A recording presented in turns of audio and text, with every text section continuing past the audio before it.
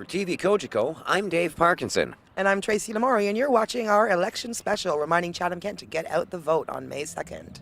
We're speaking with residents today in front of downtown Chatham Center to find out whether or not they're going to be voting in the upcoming federal election, May the 2nd.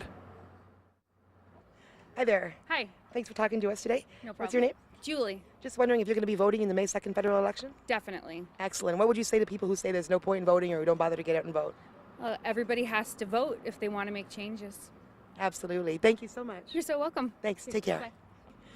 Hi there. Can I ask you if you're going to be voting in the May 2nd federal election? Everybody should vote. I'm absolutely going to vote. Excellent. My next question was going to be, what would you say to people who don't take the opportunity to vote? I would say get out there and vote, because in a lot of places in the world they're dying for that right now. And every time that somebody doesn't vote, it gives people that are less intelligent than them the right to govern. That was what Plato said, but he said in ancient Greek, not quite like I said it.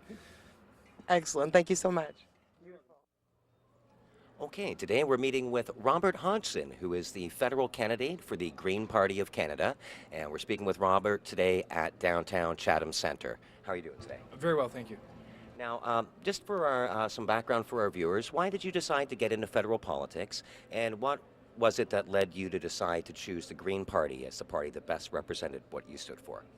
I didn't start out initially with aspirations of entering politics. I found myself in a situation a number of years ago, between 2002 2003, residing on Pelee Island. I ended up getting involved in politics just by the nature of my occupation, being a registered nurse, and the way that a community of that size has to interact with the municipality and with the higher levels of government in order to have a provision of service. There really needed to be an advocate for the healthcare side, and that's what brought me into the municipal aspects. I actually, upon returning to the mainland, living in the Leamington area, I left politics somewhat disgruntled. Didn't feel that any one of the major parties really represented my value structure. It really seemed that the decisions were based on pre-existing notions of what the law states and not what the needs of the community actually were. So in 2008, during the last federal campaign, I went out and I was just interested in getting a lawn sign. And in doing so, I attended a few debates. I listened to the candidate, Lena Abbott, who was an exceptional candidate for this riding, and really started to immerse myself in the values of the Greens. When I started looking deeply at it, I found that it best represented what my feelings were, what my family's needs were, and it seemed to move more towards a community aspect for the federal government. The way we interact with one another is the basis. When we talk environment, we're talking the physical environment, air, water, land, but we're also talking the nature that we interact on an individual basis, on a group basis, community to community, province to province, and no one seems to be really focused on how we are trying to work together. And so that's what's brought me to sit with the Greens. Now, if the Green Party is elected, if you're elected as our Member of Parliament for Chatham-Kent-Essex, what will you do differently at the federal level? What sort of ideas are you hoping to bring to the table, and how would you do government differently than it's being done now? First and foremost, we need a spirit of cooperation. We are electing MPs to go to Ottawa to sit in the House of Commons, and that is a house that represents the common person. We, in our ideology, are advocating for cooperation, which typically isn't happening. When you look at the way government functions right now, you have two groups on either side of the House. One is entitled the opposition, and nowhere in there is a group entitled cooperation. So we really are focused on trying to come together and identifying those issues which are important to us: the environment, healthy neighborhoods, strong communities, using a bottom-up approach to represent the individuals that we represent, instead of the top-down approach, which has typically been in place over the last 100 years. Now, what sort of feedback are you getting from people on the streets? Are there any issues that people are bringing to your attention, or things that you're hearing in the community that need to be addressed? Absolutely. One of the things is healthcare.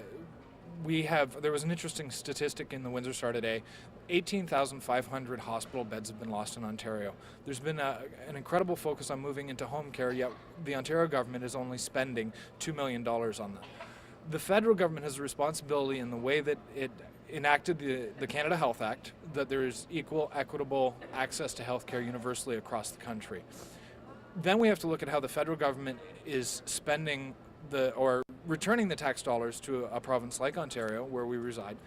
And they're collecting more tax dollars than they're actually returning, and we're having a greater and greater reduction in service here. I can't say that it's not occurring in other jurisdictions, but we really are losing the comprehensiveness of our health system. Since the last federal election took place, now we've seen some of the policies that were originally brought forth by the Green Party being adopted by some of the other mainstream political parties. Maybe you could tell our viewers a little bit more about that. Well, if we look in a current context, promises being made during this campaign, the Conservative government is now looking at income splitting, which is something we've been advocating for a decade. That there's hardworking families out there that are ending up double-dip tax, and it shouldn't be that way. You should look at each one as a household, and you need to look at the needs of the community and people to be able to survive in that community. The Liberal Party, during the last election campaign, had picked up our green shift policy. However, they didn't get the whole shift concept. They were ready to introduce a carbon taxation, but they weren't giving you the reduction in your income tax. Now, in this federal election, Elizabeth May has been excluded from the federal election debates, and I know that's created a lot of controversy in this election campaign. What are your views on that, and what sort of feedback have you been hearing from the community? I'm getting great feedback from the community. A lot of people are abhorred by the fact that we're not participating in the debate. I've had people even suggest that she was the only person that she wanted to hear in the debate. This is a decision that's been made by a consortium of national broadcasters. It doesn't pay homage to the Elections Act, which ensures that there's equitable sharing of coverage, the policies of each party. Not participating in the debate doesn't live to the intention of that legislation. Now, for members of the community out there who want to get involved in the Green Party's federal election campaign in Chatham-Kent-Essex, what do they need to do? We are true to our roots. We have a small office which is operating out of my home. It's more community involvement, always looking for volunteers to fundraise, volunteers to canvass, interested in sign installation. So the best way to get in contact with us is the Green Party of Canada website at www.greenparty.ca. Will you be voting in the May 2nd federal election? Not only will I be voting, I'll be voting early, and I'm voting for the Green Party. So definitely. Excellent. And what would you say to people who don't exercise their right to vote? If you don't vote, you have no right to complain. Absolutely. Thank you so much for being part of the process. You're welcome. Will you be voting in the May 2nd federal election? Yes. Hi there. We're just asking people today if they're going to be voting in the May 2nd federal election. Absolutely, yes. Excellent. What would you say to people who don't want to vote or who don't bother to take part in the process? Then I don't want to hear their complaints. Absolutely. Thank you so much. You're welcome. Hi there. Will you be voting in the May 2nd federal election? Yes, I will be. And what would you say to people who don't exercise their right to vote? I would say they should start voting, because if you want someone to be picked really bad, especially if it's a good candidate person, they won't get picked because there's very less votes for the certain person. Yes, if you don't want the bad guys to get in, you got to get out there and Yeah, vote for the good guys, exactly. basically. And who's this little person? This is my daughter, Nevaeh. And how old is she? She's 2 years old. A little too young to vote this time around? Yes, they eventually, though. Thank you so much. You're welcome. I'm Tracy Lamourie here today for TV Coach Go, and today we're speaking with Ron Franco, who's the NDP candidate for the May 2nd federal Canadian election. Thanks for speaking with us today, Ron. Oh, it's my pleasure to have you here. Now, I guess we'll start by asking you a little bit about your background and who you are as a person, and then follow that up with why you chose to enter the political arena. Okay, that came early in my life. My parents were from Saskatchewan and came to Ontario during the Depression, and so my roots in the New Democratic Party are deep. I've always been involved in politics, always interested in what's going on in my country and in my community, and so I couldn't help back in 1974, during the 1974 federal election, to jump in, and after that I whetted my appetite, and it was just, from then on, it was just trying to help people, trying to make Canada and Ontario a better place to live, and I just kept going and going and running in election campaigns, and we made gains every time. I ran in the 1977 provincial election against Darcy McHugh, the Treasurer of Ontario, and came within 3,000 votes of winning that election. In the by-election in 1978, I came within 1,800 votes of winning. And, so people have accepted me in this community and trust me, and that's why I'm continuing to run. In this federal campaign, I've decided to run because I'm concerned about what's going on in our country. Too many jobs are coming in from offshore. We've lost them to China, to India, to other countries because of free trade. There's no limits on what they can send back in, but all of our jobs have gone over there. You go to any Walmart store, walk through there and try to find anything that's made in Canada. It's not possible. There are very, very few products. So just from that point of view, I was very concerned about our job losses here. We've lost all kinds of jobs, and I'm trying to change that and repatriate those jobs back to Canada. I think that's important. What are some of the issues that really brought you, I guess, for this particular campaign? What are some of the issues that you're really passionate about? And do those differ from what you've been hearing as you're knocking on the doors, talking to citizens in the riding? Well, over the years, I've seen people losing their homes, can't afford accommodation. There are basic things that people want. They want a roof over their head. They want good quality food to eat. They need a job. I think that's important. And they want to look after their families. There are basic tenets in a society that it doesn't matter where in the world you go. I've traveled to quite a number of countries in the world, and no matter where you go, people are people. They only want the simple things in life, the basics of life. And if you want to work and get the other things, that's great, but we should be able to provide the basics for people so that people can live in harmony and happiness and enjoy their life. We're only here on this earth for a short time, and the older you get, the more you realize that. So it's a matter of quality of life for a lot of people and trying to bring that to all the ordinary people. It's one thing to have wonderful, Stephen Harper talks about a wonderful economy we've got and how great it is, and I know Dave Van Kester's going to spout the same thing during this campaign, but but the whole idea is, if you can't just look at banks and large corporations as being the be-all and the end-all for Canadians. There is a quality of life that we do have to look at. We have to make sure that the rest of us Canadians are looked after also. And the economy is not great for us at the other levels. The middle class in this country is shrinking. The more and more they're giving tax breaks to the larger corporations and the banks, and yet we in the middle class are still expected now to pay more and more and more of the burden and the cost of running this company that we call Canada. If we were a corporation, which Canada could be considered, the Prime Minister is the CEO, the Cabinet is the Board of Directors, the banks and big multinational corporations are obviously the preferred shareholders in this country, in this company that we call Canada, and the rest of us are common shareholders. And we as common shareholders are not getting a big enough return on our investment for what we're putting into the country and into this company. So I think what we have to do on May the 2nd, we're going to have a shareholders meeting, and I think it's time to dump the CEO and the board of directors from this company that we call Canada so that we as common shareholders will get a better return on the investment that we make. And if we have to put it in those terms, so Stephen Harper and Michael Ignatieff can understand what it's like to work for a living, then that's what we have to do. Let's put it in terms that they understand. One of the things that we need to do, I've sat here for a number of years and watched our municipal council, and with all due respect to them, because they didn't have any choice, banging their head against the wall, trying to get jobs through economic development and expenditure of tax monies locally here, and trying to bring jobs to our community. Well, that's not going to happen because we don't have an economic climate set up in this country that's going to allow or make those companies set up here. What we need is a made in Canada policy that's going to have Canadian content and have these companies set up an environment, whether through taxes or whatever it is, and putting some restrictions on products coming into this country. Hyundai, for example, had a plant in Bromont, Quebec.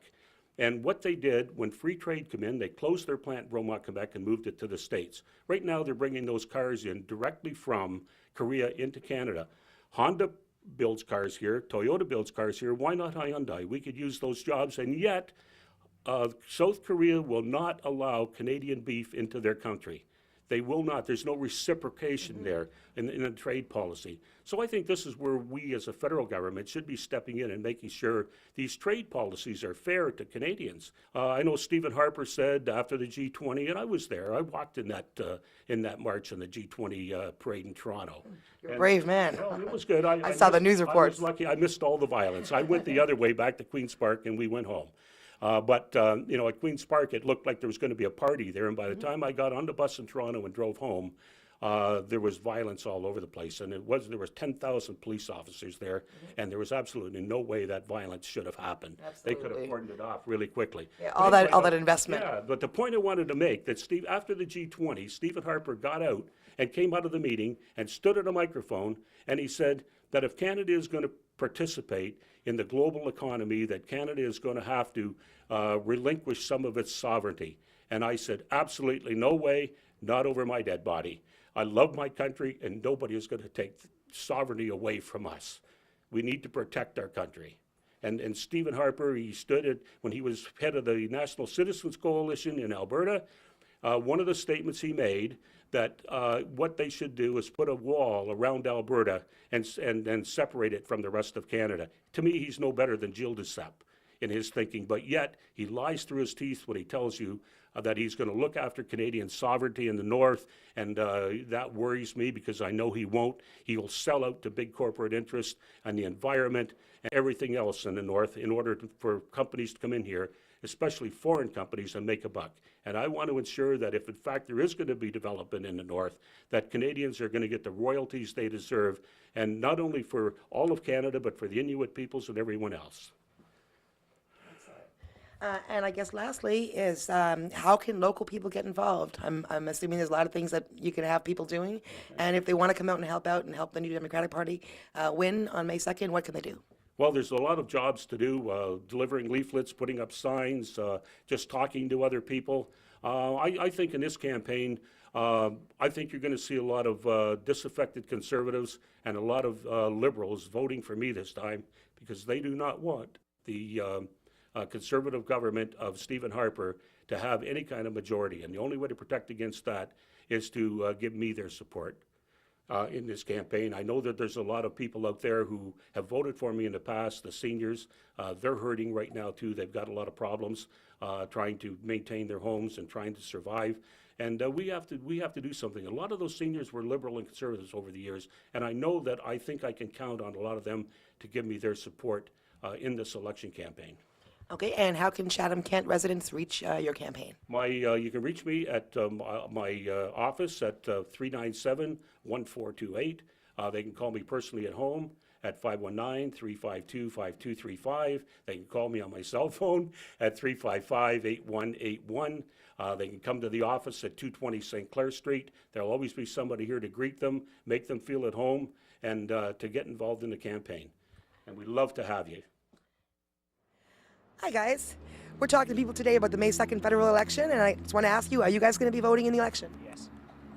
Of course. And how old are you? 20. Same, 20. And what would you guys say to people who would say there's no point in voting, or they're all the same, or there's just no point in going out and participating in the process? I would say not to complain about the way it is, the way the current system is if you're not going to vote because you didn't participate. So can I ask if you're voting in the May 2nd federal election? You know we are. We're going to exercise our rights. Excellent. What would you say to people who don't go out and vote? No, you can't complain. Absolutely. Thank you so much. You have a great day. Hi guys, how old are you? 14, 15. So you're obviously not of voting age, but you only have a few years to go. The next time the elections come around, you will be voters. So would you be voting this time around, and will you be voting in the next election? Oh yeah. No. And what would you say to people who say they're not going to bother voting? I don't know, it's not really a choice that you have to make, but if you do, why not?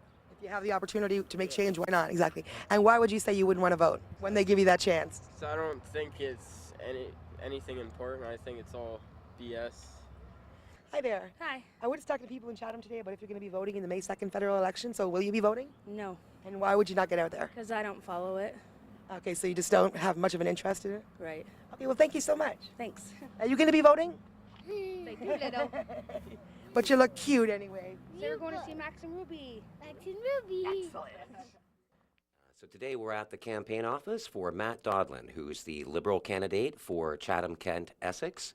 And how are you doing today, Matt? Fantastic, Dave. Pleasure to be here with you. Now, what was the onus that got you into politics in the first place? Why did you decide to get into politics? Well, I'll tell you, I told you just a little bit earlier, that question probably came most difficultly from my 12-year-old son, who looked me square in the face and said, "Daddy, why do you want to do a job where everybody's going to call you a liar? You're not a liar."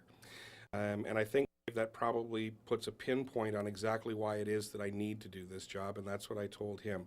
If we as a people have accepted the lowest common denominator, accepted the fact that the people that are running our country can all be painted with the same brush as liars and thieves, then somebody needs to do something about that.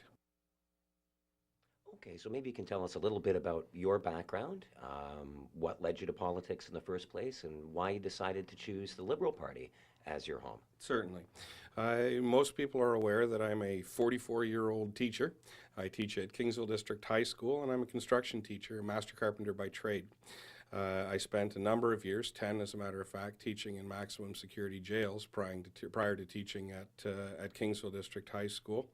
And a number of years before that involving myself in the community. As a matter of fact, I'm very proud to say that I was one of, not the only, but one of the founding members of an organization called Restorative Justice Chatham-Kent. My family, as a matter of fact, has lived in this riding for over 100 years, and most people are aware that my father was the Member of Parliament, the federal Liberal Member of Parliament for this riding from 1974 to 1984. So I sort of grew up with it in my blood. And I guess being as non-biased as or the son of an ex-Liberal Member of Parliament can be, I truly believe that Liberal ideology falls as close to my own personal ideologies as any of the parties out there. Now, what sort of feedback have you been getting from people on the streets about this campaign and the issues that are important to them? Well, despite what the media has been telling us as paid for by the Conservative government, I acknowledge that people have been paying very close attention to world events. And these are very, very significant events, Dave. When you take a look at what's happening in Libya, when you take a look at what is happening in the Middle East, there are people around the world, Dave, that are dying to try to emulate the kind of government and kind of social service safety net that we have here in Canada. To see that eroded as the current Parliament seems to be driven to do, scares me beyond words, and is even more pointed because of the fact that there are people in Northern Africa, in the Middle East, in Asia, who are dying to try to emulate the sort of government that we purport to hold dear to our hearts. Chatham-Kent-Essex has natural gas, it has oil, it has manufacturing, or it had. We have agriculture in both grains, fruit, livestock. We have freshwater ports for fishing. We have international ports. We're on a major thoroughfare in terms of Canadian highway, and we're within an hour's drive of the single busiest border crossing in North America. So anything that can take place in Canada can take place in microcosm in Chatham-Kent-Essex. And so our concerns here are specifically agriculture and ensuring that the absolute bloodshed of loss of productivity and in terms of producing our local grains, fruits, and vegetables is addressed, ensuring that the farmers locally have business risk management programs that they've developed that ensure that they can be sustainable. And so agriculture is a very, very predominant issue in this riding. Certainly the loss of our manufacturing jobs, which ties into what it is that we're going to do with that incredibly well-educated manufacturing workforce we have. In the last election, Chatham-Kent-Essex was referred to as the core of the Rust Belt in southwestern Ontario because of the loss of the automotive manufacturing jobs. Now, I'm not saying that we're going to manufacture cars again, but what I am saying is that we should be able to retrain the workers that we have here who are educated in the manufacturing process to ensure that they have the opportunity to manufacture those new and upcoming technologies such as the wind turbines, the solar panels, and any number of other things that are coming in terms of new technology in the manufacturing area. Certainly precedent has been set for that in some American companies, and we're seeing it happen, interestingly enough, west of us and east of us. There's been a resurgence in the Windsor area. There's been investment in infrastructure funding from companies that have come from Korea, that have come from Germany. Interesting that we haven't had the leadership in Chatham-Kent-Essex to ensure that those investments take place here. What are the issues that you would like to see Canadians focusing on in this election, the issues that you think are important to Canadians that they should be paying more attention to? Well, I think in terms of educating themselves, I encourage everyone to take a look at the policy document that was released actually just this morning, historically released on a live online presentation with live questions from Canadians across the country. The other thing, Dave, that makes it a historic document is if when people take a look at the document, and again, I encourage them to do so. It's available online at the Liberal website. They can download a PDF copy of it or read it online. They'll find that 2 of the pages at the tail end of the document are an actual measure-by-measure costing of how it is that these things are going to be implemented, over what time frame, what they're going to cost, and more importantly, where that money is going to come from, to ensure that when the leader stands up or when I stand up in our riding saying we will be able to provide you the social safety net that you expect, the comfort that you expect, the level of support that you've come to expect from a Liberal government, we will be able to do that without raising your personal income taxes. I had the pleasure of having the Honourable John McCallum here to help open my campaign offices. Most people will remember that John McCallum was the senior economist for the Royal Bank of Canada before he took up with the Liberal government in the 2000 election. I like Mr. McCallum's point of view. He said, don't get me wrong, I don't hate the Royal Bank of Canada, but when it comes to a 2% tax break, they don't need it. We're talking about ensuring that we can pay for families first. And I guess in a nutshell, that's probably the most important thing, because every individual family will find areas that they're most interested in, and they can find those in the document that was released today. And I hope that we'll be talking about more of them individually as the election goes on. Okay, and for any of our viewers out there who are interested in actually getting involved in your campaign, what do they need to do? Well, they can follow us a number of different ways. Certainly they can come out and visit our office as you have this morning on 220 Wellington Street West. We're right beside the LCBO or across from the Tim Hortons.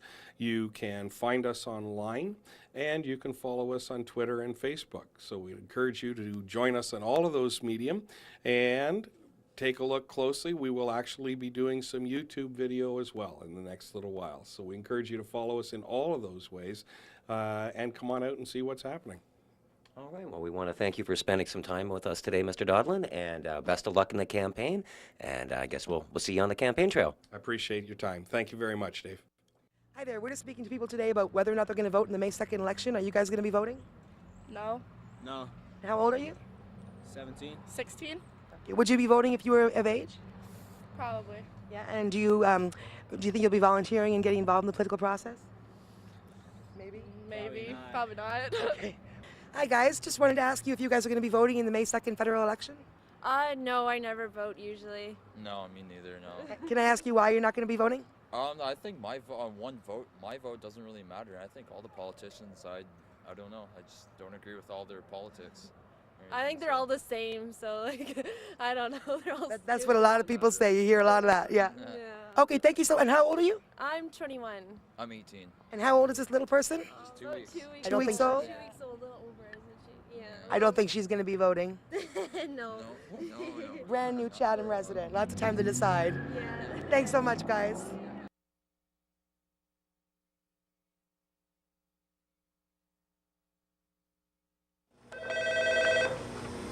Dave Van Kesten's campaign office. How may I help you today? Good. Yes, I can help you. Not a problem. What's your address? And that's on Park Street? Not a problem. We can get a sign out there as soon as we can. We have a bunch of people going out there. Thank you so much. Thank you for your support. For TV Coach Go, I'm Tracy Lamourie, speaking here today with Dave Van Kesteren, who's our current MP for Chatham-Kent and also the Conservatives candidate in the next federal election on May 2nd. Dave, thanks so much for speaking with us today. Tracy, it's my pleasure. I'm glad to be here. Our viewers obviously are familiar with your work as our current MP for Chatham-Kent for the last several years. Maybe you can let people who might be newer to the community know a little bit more about your background in our community. Sure, Tracy. Born and raised here in Chatham. I'm the current owner of Van Kesteren Hyundai. It's a family business, and just lived in this area my whole life long.